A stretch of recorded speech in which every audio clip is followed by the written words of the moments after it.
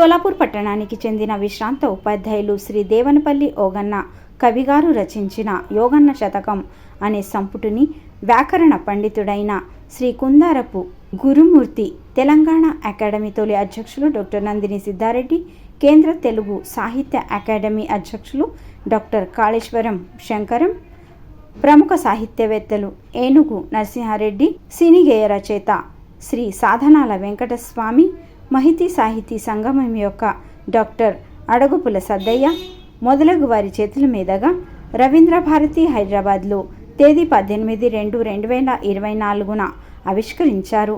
అనంతరం ఘనంగా సత్కరించి మహతి సాహితీ చక్రవర్తి అనే బిరుదును ప్రదానం చేశారు. ఆ పిదప మాతృభాషా దినోత్సవం కవి సమ్మేళనం జరిగింది.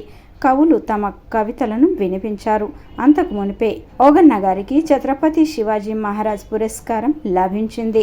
ఈ సందర్భంగా కవి ఓగన్న దేవనపల్లి గారికి వారి యొక్క సాహిత్య సేవ కోసం సాహిత్యవేత్తలు ఎంతో మెచ్చుకున్నారు.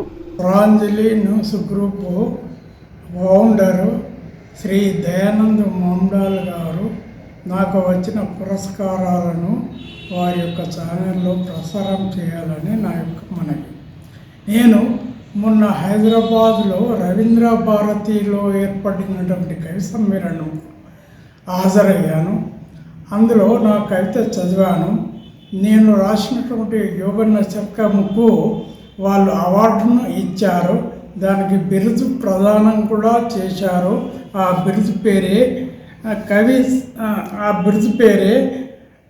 కవి దేవనపల్లి ఓగన్న గారికి 100 కవితల పండుగ అనే దాని లోపల రవీంద్ర భారతి లోపల బిరుదు ప్రదానం చేశారు. ఆ బిరుదే నేను ఇక్కడ ఛానళ్ళకు చూపెడుతున్నాను.